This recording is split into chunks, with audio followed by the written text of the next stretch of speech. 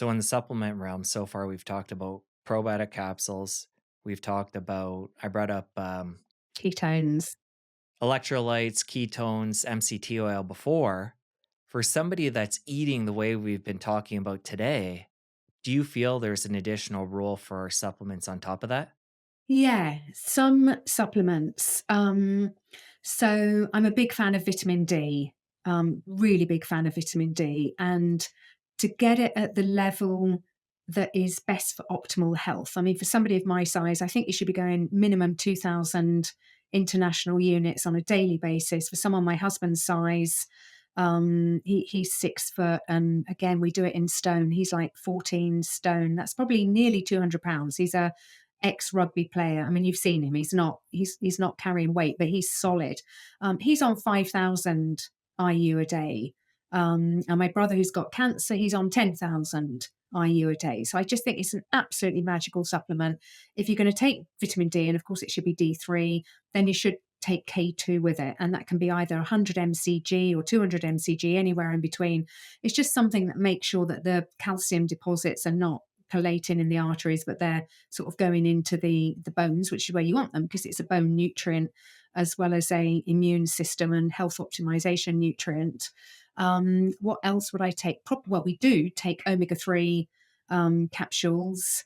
Particularly my husband needs those because he's just not a big fan of fish. He doesn't see fish as, if he has fish for a dinner, he doesn't feel like he's had a dinner. He needs steak or lamb or pork or some red meat of some kind. Whereas I could happily have tuna or salmon and a big portion and feel quite happy I've had a decent meal.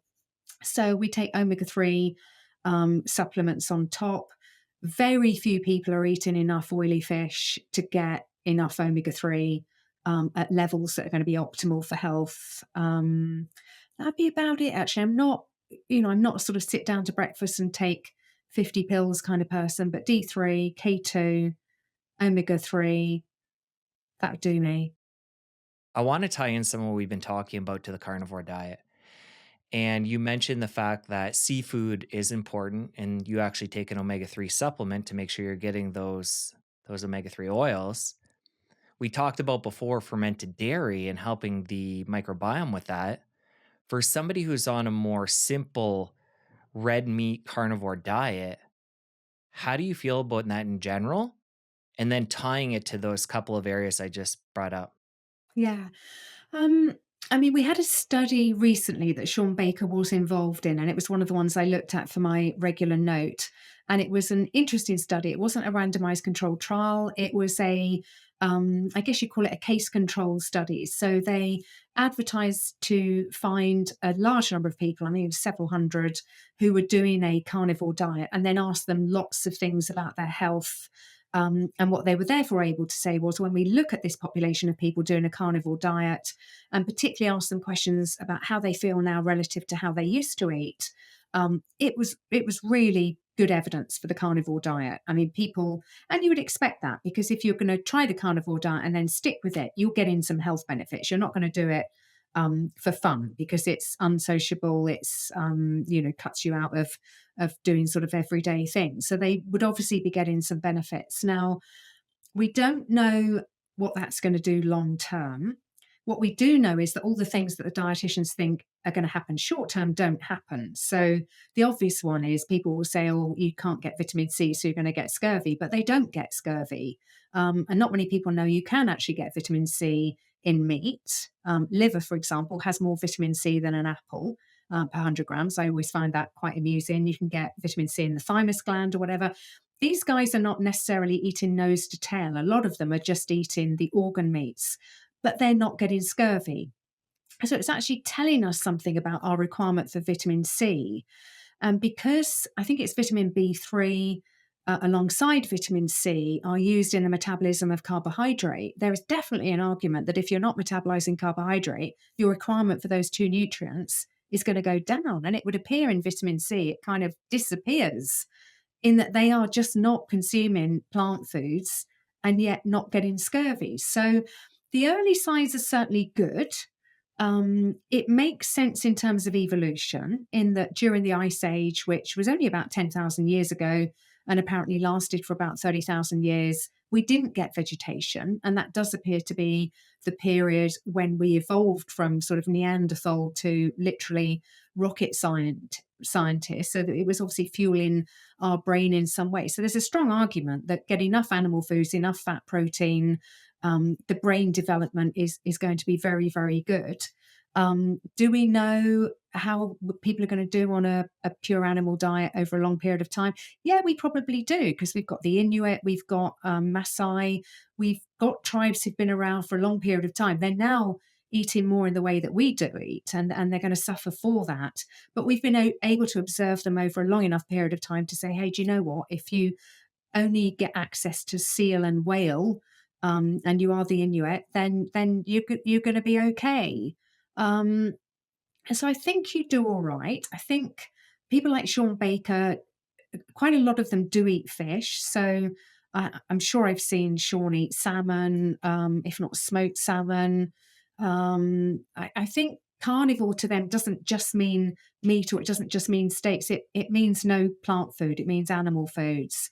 It doesn't mean fluid dairy. They don't do that. Some of them do hard cheese, which is practically zero carb.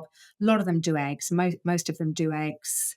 And a lot of them will be doing fish. So do they get enough in the form of omega-3?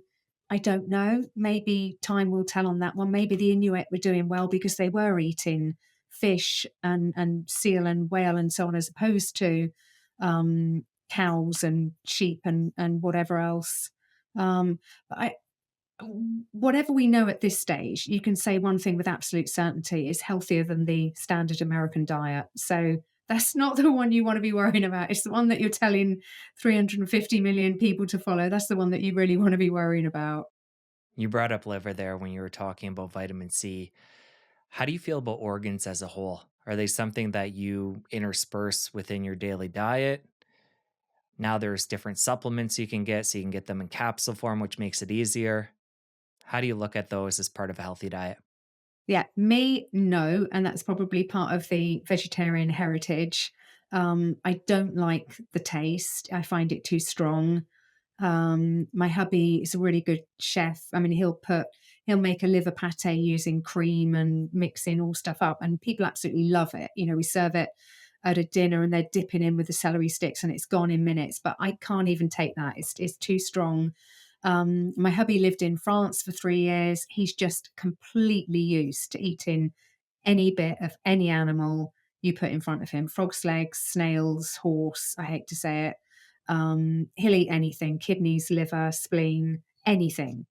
And I think it is healthier because we are supposed to eat the whole sort of nose to tail. It's better for the animal as well. It's more respectful to the animal. You know, that stuff doesn't get thrown away. The butcher sells it off cheaper. But if everybody ate in the way that sort of some of the carnivores do, and just the organ meat, that wouldn't work well for the butchers at all, because they have got to get rid of the other cuts of the meat and the organs and all the bits for the whole animal. Otherwise, it's a waste. If you enjoyed that clip, you're going to want to head over here and catch a full episode. I'll see you over there. There are no essential carbohydrates whatsoever. None. Zilch, zippo. Telling people to have at least 55% of their diet in the form of the one macronutrient that we don't even need is the starting point that's wrong. You think snacking on an apple is super healthy?